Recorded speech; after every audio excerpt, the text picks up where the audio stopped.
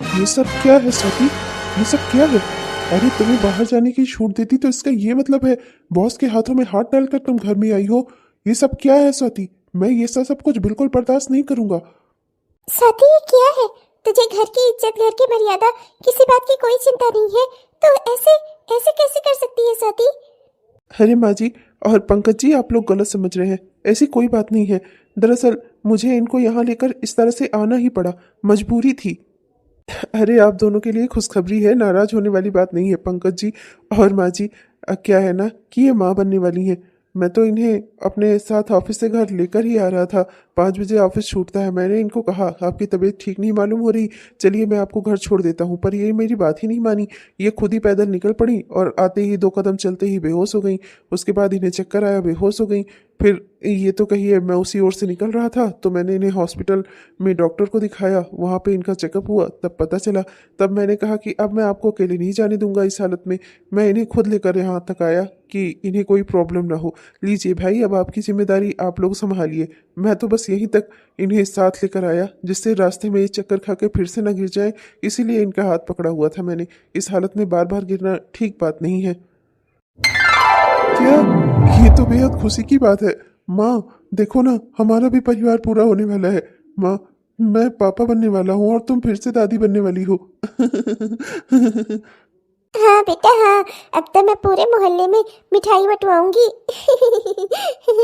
भगवान, मेरी बहू स्वाति की भी गोद जल्दी से हरी भरी कर दे बस। ये कामना तो मेरे मन में कितने दिनों से थी, भगवान ने आज मेरी सुन ली।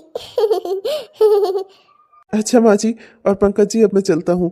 क्या है ना कि ऑफिस बंद हो गया है और मेरी बेटी घर पर मेरा इंतजार कर रही होगी। और स्वाति, तुम्हें अब ज़्यादा भाग दौड़ करने की ज़रूरत नहीं है, तुम थोड़ा आराम भी कर लिया करो। तुम्हारे बगैर ऑफिस चल जाएगा, जैसे तैसे मैं काम चला लूँगा। तुम्हें बहुत भाग दौड़ करने की अब कोई ज़रूरत नहीं है। इस हालत में जितना हो सके उतना आराम करो।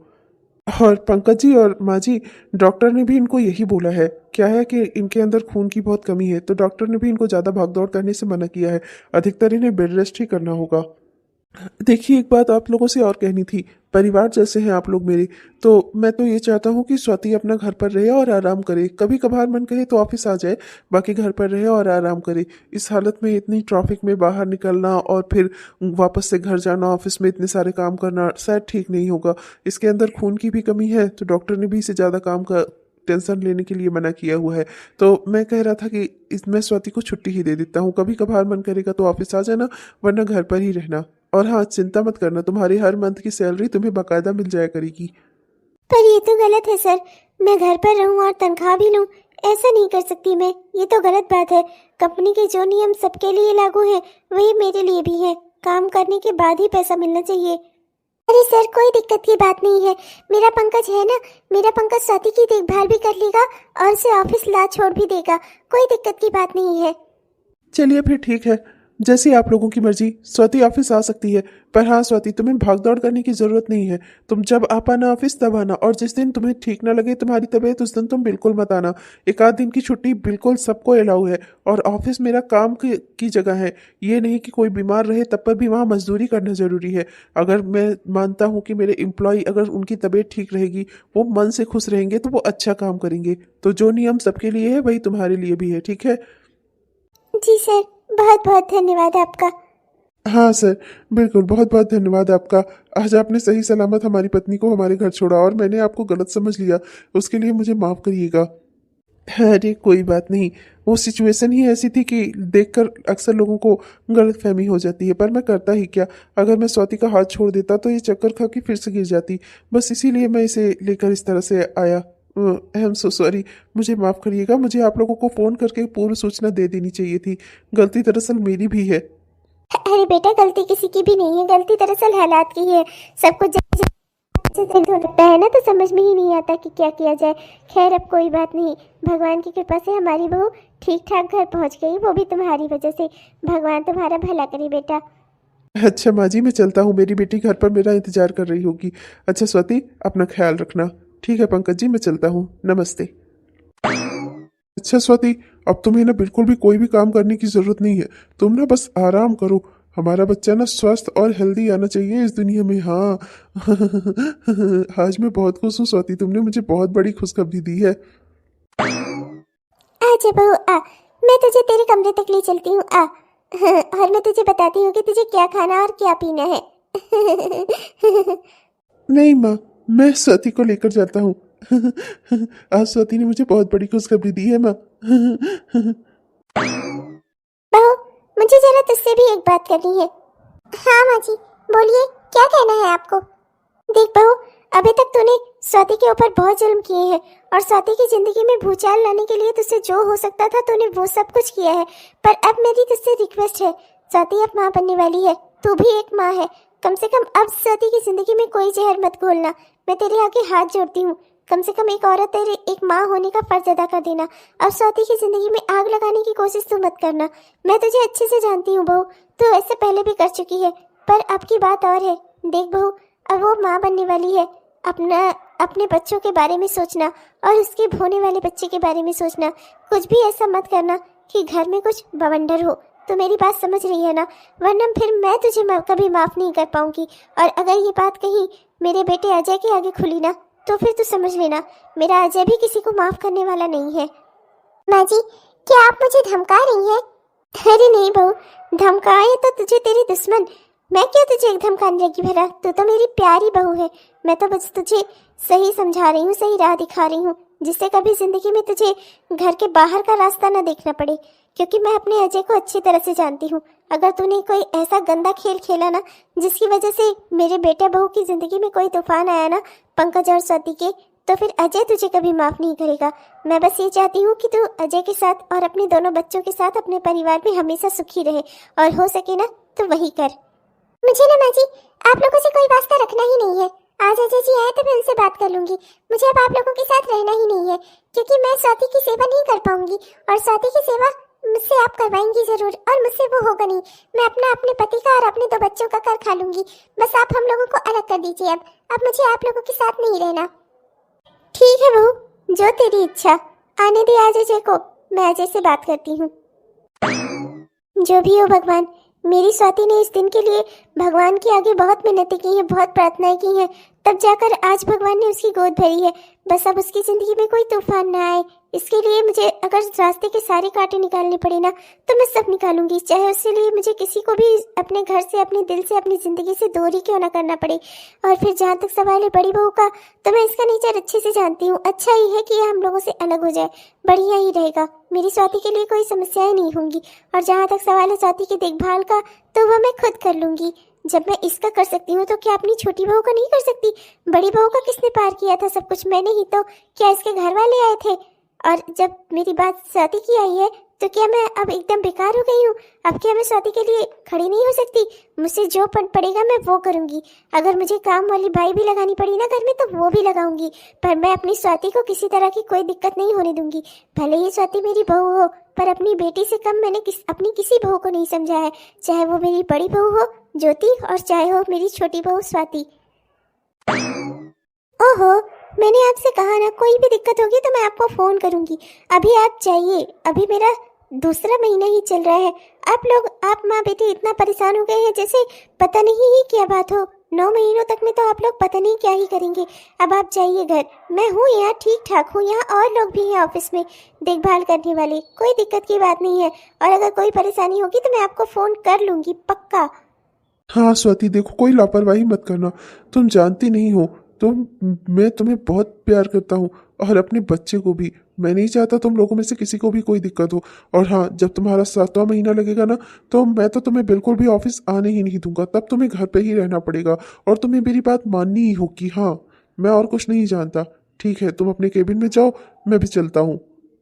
ओके ठीक है, बाय। ओह, तो ये ढक्कन स्वाति का पति है, बहुत अच्छी बात है। आज हाथ आया है मेरे मौका।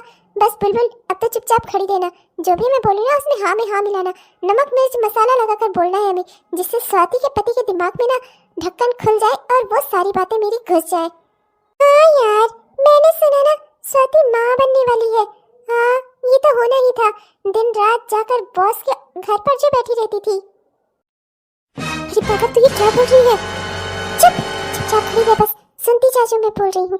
बस स्वाति यहाँ ऑफिस आती तो थी, पर ऑफिस आते ही बॉस के घर पर चली जाती थी।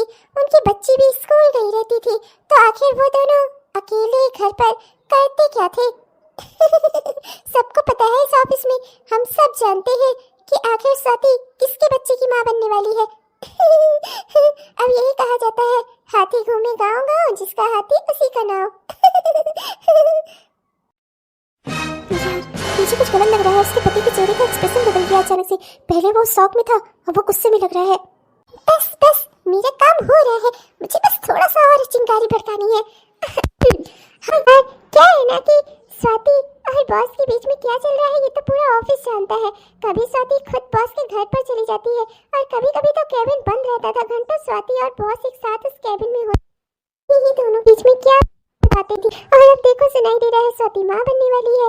अगर ये बच्चा स्वाति के पति का ही होता तो जब स्वाति इस ऑफिस में आई उससे पहले भी तो माँ बन सकती थी ना, पर वो नहीं बन पाई। अब बन रही है, क्योंकि मैंने तो सुना है स्वाति की शादी को लगभग साल भर होने वाला है, पर उसे यहाँ ऑफिस आए तो सिर्फ अभी 1 ही महीना हुआ है।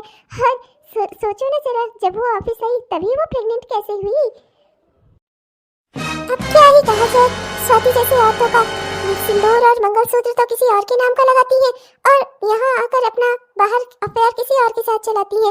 बताओ तो जरा, मैंने सुना कि वो बेचारा पंकज, उसका पति थोड़ा कम पढ़ा लिखा है, थोड़ा कम हैंडसम है, कम स्मार्ट है थोड़ा, और वो कमाता भी नहीं कुछ, नल्ला है बेचारा। लेकिन तब पर भी पति तो है ना, उसका सम्मान तो करना चाहिए था ना। इस तरह बाहर दूसरे के साथ अफेयर रखकर और माँ बन जाना, ये कहाँ का अच्छी बात है? मुझे तो ये बहुत गलत लग रहा है और बहुत गंदा भी। मुझे तो स्वाति से घिन आती है, घिन। मुझे तो बेचारे पंकज पर तरस आता है, किसी और के बच्चे को अपना बच्चा समझकर पालेगा वो। उसे तो अपनी बीवी की सच्चाई का जरा सा भी पता नहीं है। अरे यार बस भी कर, वो रो रहा है। हो गया मेरा काम, ठीक है अब चल, बस चलती हूँ मैं। क्या स्वाति ने मुझे धोखा दिया? ये बच्चा मेरा नहीं है, ये बच्चा उसके बॉस का है। ऐसा कैसे कर सकती है स्वाति मेरे साथ? मैंने स्वाति पर कितना भरोसा किया, उसे ऑफिस आने दिया, उसे काम करने दिया, उसका ये नतीजा दिया उसने मुझे। भाभी सही कहती थी, औरत एक बार अगर घर के बाहर निकल जाए ना तो फिर वो कुछ भी कर सकती है। और वैसे भी जिसका पति बेकार हो, निठल्ला हो, उसकी बीवी तो इधर उधर मुंह मारी की ही ना। मेरी गलती है, मुझे स्वाति को बाहर कमाने भेजना ही नहीं चाहिए था। कम रहता, कम में ही काम चलाता, पर स्वाति को ऑफिस नहीं आने देना चाहिए था।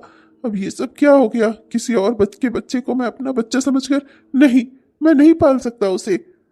मैं जब भी उस बच्चे को देखूंगा मुझे स्वाति का दिया हुआ धोखा याद आएगा। ऐसा कैसे कर सकती हो तुम स्वाति? काम करने के बहाने बॉस के घर चली जाती थी, केबिन में घंटों बॉस के साथ अकेले बंद रहती थी। ये सब मुझे क्या सुनाई दे रहा है? काश मैं ऑफिस पहले आया होता तो मुझे ये सब कुछ पहले भी पता चल गया होता, इतनी देर ना होती। अरे बहू, आज तो अकेले घर आई है। पंकज कहाँ गया बेटा? पंकज नहीं गया था क्या तुझे लेने? आज तो अकेले घर आई है। नहीं माँ जी, मुझे लगता है शायद उन्हें कोई जरूरी काम आ गया रहा होगा, कहीं कोई इंटरव्यू रहा होगा या कहीं काम के सिलसिले में निकलना पड़ गया होगा, वरना वो ऐसा कभी नहीं करती। मैंने तो उनका 20-15 मिनट तक इंतजार भी किया पर वो आई ही नहीं। तो बॉस कह रहे थे कि मैं तुम्हें घर छोड़ देता हूँ, पर मैंने ही कहा कि मैं बाहर से ई रिक्शा पकड़कर आ जाऊंगी। तो माँ जी मैं वही ई रिक्शा करके आ गई, पर रास्ते में भी मुझे पंकज जी कहीं नहीं दिखे। अरे ऐसा भी क्या जरूरी काम बहू जो अपनी बीवी को ऑफिस से घर नहीं लेकर आ पाया? ऐसा भी क्या कर रहा था वो? खैर छोड़, आएगा तो मैं उससे बात कर लूंगी। इतनी गैर जिम्मेदाराना हरकत की उससे उम्मीद नहीं की थी मैंने। इतने समय बाद तुम दोनों की जिंदगी में इतनी बड़ी खुशी आई है, उसे तो खुश होना चाहिए, तुम्हारे साथ होना चाहिए हर पल। और वो है कि पता नहीं कहाँ ही बिजी रहता है। खैर छोड़ वो सब, मैंने ना तेरे लिए बहुत अच्छी सी दलिया बनाई है, खूब पौष्टिक सी। चल मैं तुझे खिलाती हूँ, ठीक है? हाथ में धो ले, आजा बैठ। अरे पंकज, तो घर पर ही था तो बहू को लेने क्यों नहीं गया? बेटा क्या हुआ, तेरी तबीयत ठीक है या तुझे कोई बुखार उखार चढ़ गया? हाँ क्या बात है बेटा? अभी तो ठीक हुआ हूँ माँ, अभी तो होश में आया हूँ, अभी तो सारी सच्चाई का पता चला है मुझे। पंकज, ये अचानक से इसे फिर से क्या हो गया बहू? कोई बात हुई है क्या? मैं ये सुबह से घर में था, मुझे पता ही नहीं चला। एक बार भी ये तुम्हारे कमरे से बाहर नहीं निकला है। उसके बाद अब जब तुम आई तो ये निकलकर बाहर चला गया। ऐसा क्या बात हुई? आज जब ये तुझे छोड़ने गया था तो वहाँ पे कोई बात हुई थी क्या? क्या तूने कुछ कहा था बहू? क्या तुझसे कोई कहा सुनी हुई थी? नहीं माँ जी, मुझे तो जब ये छोड़ने गए थे तो बिल्कुल ठीक थे, खुश थे। और इन्होंने मुझसे कहा भी था कि अपना ख्याल रखना और कोई दिक्कत होगी तो मुझे फ़ोन करना। बहुत ही अच्छे से इन्होंने मुझे वहाँ पर छोड़ा था माँ जी। मुझे बिल्कुल नहीं समझ आ रहा कि इन्हें अचानक से क्या हो गया। मुझे लगता है शायद फिर से इन्हें अपनी जॉब की टेंशन हुई है माँ जी। मैंने कितना समझाती हूँ कि आज नहीं तो कल अच्छी नौकरी मिल जाएगी। जब तक नहीं भी मिल रही है हमारे घर का खर्चा तो चल ही रहा है ना। प्रॉब्लम क्या है? पर पता नहीं अचानक से इन्हें क्या हो जाता है माँ जी। अपने दुख में ही डूब जाते हैं। हमारी जिंदगी में इतनी बड़ी खुशी आई है पर इनका मूड मुझे देख देख कर बहुत दुख होता है माँ जी। समझ नहीं आता मुझे कि मैं भगवान से कैसे क्या प्रार्थना करूँ कि भगवान इनका भी दुख दूर कर दे। मुझे अपनी नौकरी की कोई चाह नहीं थी माँ जी। मैंने अपने सपनों को वर्षों पहले ही कुर्बान कर दिया था। जब इस घर में दुल्हन बनकर आई थी तभी मैंने हमेशा सोच लिया था कि बस इन्हें खुश रखने की कोशिश करूँगी। और आज मेरी जिंदगी में सब कुछ है सिवाय इनके खुश रहने के। बहू तू चिंता मत कर, मैं हूं ना, मैं उसे समझा दूंगी। तू चिंता मत कर, तेरी माँ जैसी तेरी सास तेरे साथ है। तुझे चिंता करने की बिल्कुल कोई जरूरत नहीं है। तू बस अपना और अपने बच्चे का ख्याल रख। बाकी जो भी है ना उसे मैं ठीक कर दूंगी। तू चिंता मत कर। आज आने दे पंकज को, मैं उससे बात करती हूँ। कब तक मुझसे यूँ भागा भागा रहेगा वो? माँ जी मैं बता नहीं सकती, उनका इस तरीके का व्यवहार ना मुझे अंदर ही अंदर काटता है। बहुत अफसोस होता है मुझे। किसी बात की खुशी में खुश होने का दिल नहीं करता माँ जी। मैं क्या करूँ? बहू तो बिल्कुल चिंता मत कर, आज आने दे पंकज को, मैं उससे बात करती हूँ। तो टेंशन मत ले बेटा, तो बस अपना और अपने बच्चे का ख्याल रख। ठीक है माँ जी, मैं चलती हूँ, हाथ मुँह धोकर आती हूँ। हाँ हाथ मुँह धोआ। मैंने तेरे लिए ना छुहारे वाली खीर भी बनाई है। फिर दोनों सास बहू बैठकर ना साथ में खीर खाएंगे और टीवी देखेंगे। और तू अपना मूड अच्छा कर ले, बेकार में परेशान होती रहती है। अरे जॉब की ही तो टेंशन है, थोड़ी छोटी टेंशन है, मैं दूर कर दूंगी। वो है ही ऐसे पागल, छोटी छोटी सी बातों को ना बहुत बड़ा बनाकर सोच लेता है। मैं तो हमेशा सोचती थी कि तेरी जैसी समझदार बहू अगर मुझे ना मिलती तो मेरे बेटे का क्या होता। खैर छोड़, तू जाने दे, तू जा अपना तैयारी कर, मतलब तैयार हो जा और आकर बैठ यहाँ मेरे साथ। मैं तब तक खीर निकाल कर लाती हूँ। सब कुछ अच्छा चलता रहता है, अचानक से पंकज को पता नहीं क्या हो जाता है। खैर कोई बात नहीं, मैं देखती हूँ क्या कर सकती हूँ मैं। पंकज भी ना बिना किसी के भड़काए ही भड़कता रहता है। अब तो मैंने बड़ी बहू को समझा दिया है, वो हम लोगों से अलग भी हो गई है। अब तो कुछ ऐसा हो भी नहीं रहा है। ये मेरी बड़ी बहू से भड़काएगी, अब ये कैसे क्या इसके दिमाग में पकने लगा। हो ना हो बात तो कोई बड़ी ही है, खाली नौकरी की टेंशन तो मुझे नहीं लगती है। मुझे पीने का शौक नहीं है, पीता हूँ गम भुलाने को। शांत हो जाइए और प्लीज कुछ मत बोलिए। आप इस हालत में घर में आए हैं, अगर माँ जी को ये बात पता चली तो उन्हें कितना दुख होगा। हमारे घर में सिगरेट शराब को किसी ने आज तक हाथ नहीं लगाया और आप इतना इतना ज्यादा पी कर आए हैं। अरे नौकरी ना मिलना कोई इतना बड़ा गम है क्या? उसके लिए आपने हमारी जिंदगी में इतनी बड़ी खुशी आ रही है पर आपको आपको अपना गम खाया जा रहा है। चुप तो चुप, हरामजादी साली, एक भी मुंह से अपने लफ्ज मत निकालना। बड़ी आई है मुझे शिक्षा देने। बेरोजगारी का ताना जब होता है तब मारती रहती है। मुझसे ना तो दूर रह कर। तेरी ना आवाज से भी मुझे नफरत हो गई है, तेरी शकल से मुझे नफरत है, तेरे वजूद से मुझे नफरत है। मुझसे दूर रह कर, समझ में आई तेरी? कमीनी कहीं की, मेरी जिंदगी बर्बाद करके चलती है सिंपैथी दिखाने। माँ के आगे आदर्श बहू बनी रहती है। अरे तेरे सारे लक्षण जान चुका हूं मैं, बस मुझसे तू दूर रहना। समझ में आई तेरी? मुझसे बोलना नहीं तू। ये आप क्या कह रहे हैं? मुझसे ऐसी कैसी बात कर सकती हैं आप? मैं आपकी पत्नी हूँ।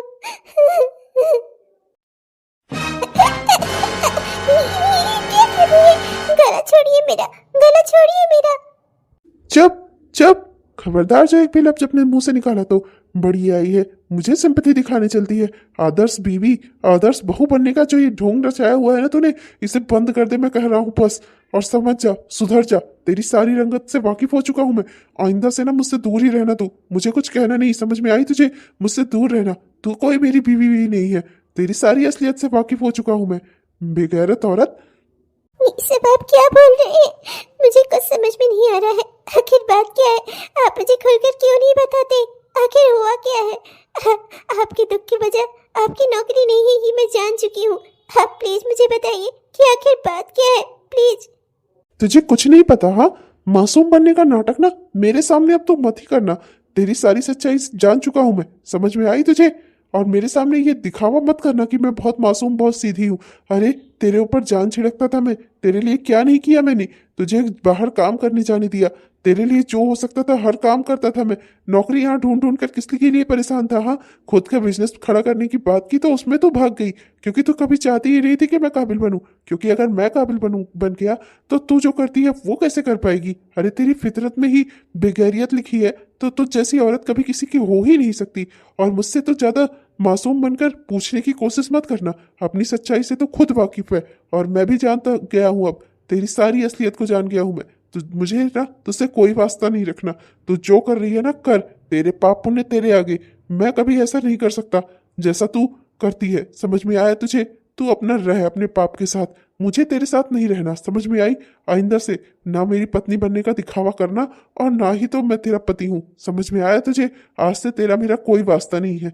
जो ये पाप अपने पेट में लेकर घूम रही है ना, यही यही तेरा भाग्य है। और मैं तेरा कुछ नहीं हूँ। तो इस घर में रहेगी जरूर, पर मेरी बीवी की हैसियत से नहीं, बस इस बच्चे की माँ की हैसियत से। और मेरी माँ तुझे जब तक रखेंगी तब तक रहेगी। मेरा तुझसे कोई वास्ता नहीं है। और खबरदार, जो मेरी माँ को मेरे बारे में कुछ भड़काने की कोशिश की तूने, तो मुझसे बुरा कोई नहीं होगा। अगर तेरी असलियत ना मैंने उनके सामने रख दी ना, तो वो ये दुख बर्दाश्त नहीं कर पाएंगी। इसलिए मैं उन्हें बता नहीं रहा। तू इस घर में रह और इस पाप को जन्म दे और रह इसी के साथ। यही तेरी सजा है। तू जो दिल में आए तेरे वो कर। मेरी जिंदगी तो तूने बर्बाद कर ही दी है। अब रह जैसे तेरा मन करे। मेरा बस तुझसे कोई वास्ता नहीं रहेगा। समझ में आया तुझे? तेरी सारी सच्चाई जान चुका हूं मैं। अब तू मुझे बेवकूफ नहीं बना सकती। पंकज जी, क्या बोल रहे हैं आप? पंकज जी, मेरी बात सुनिए। पंकज जी, ये सब क्या हो रहा है? कितनी खुश थी मैं, अचानक से मेरी खुशियों को किसकी नजर लग गई? ये सब क्या हो रहा है? ये क्या हो गया? मैं किससे क्या कहूँ? माँ जी से कहूंगी तो क्या सोचेंगी वो? इनकी क्या गलतफहमी है? मैं उसे कैसे दूर करूं? मेरे बच्चे को पाप कह रहे हैं। पाप? अब मैं क्या करूं?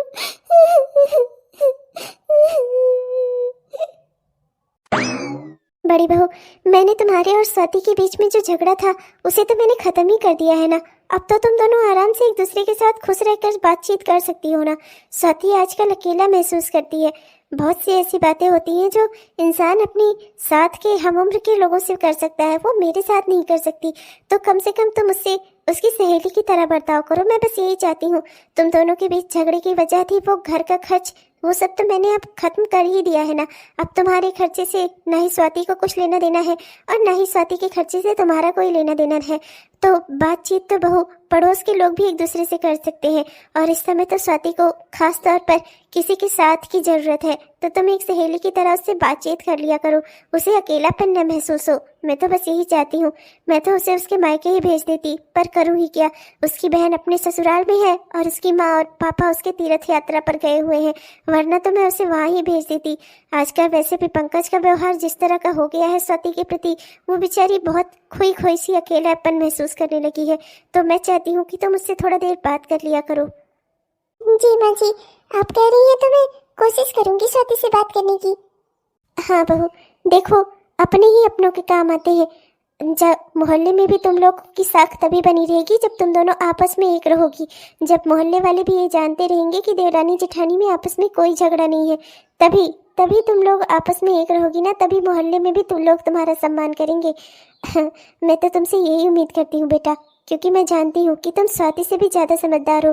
तुम्हें कोई भी बात समझाऊंगी तो तुम जल्दी समझोगी।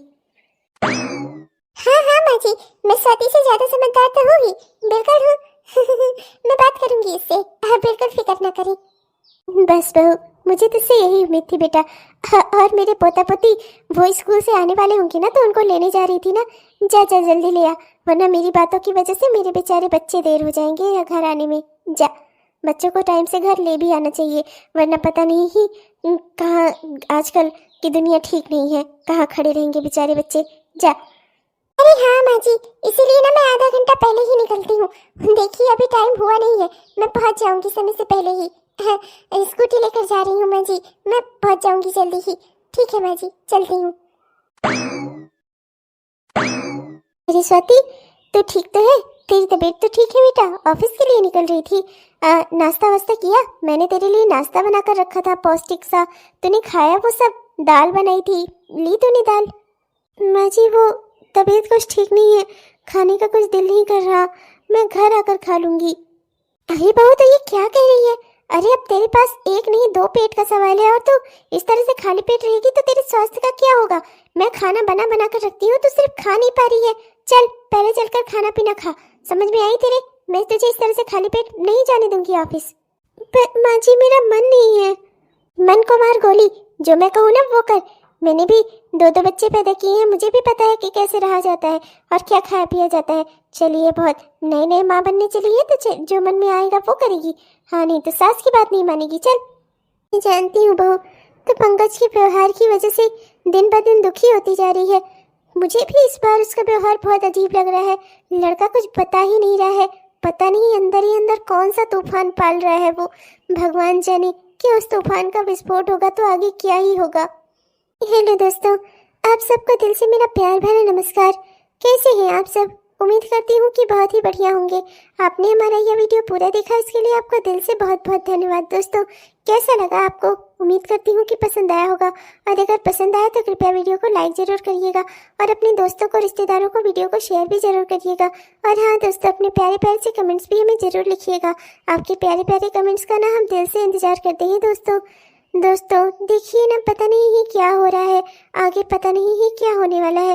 पता नहीं पंकज के मन में क्या ही चल रहा है, कौन से तूफान को जन्म दे रहा है वो अपने मन में। अब भगवान ही जाने इस कहानी का आगे का क्या परिणाम होगा।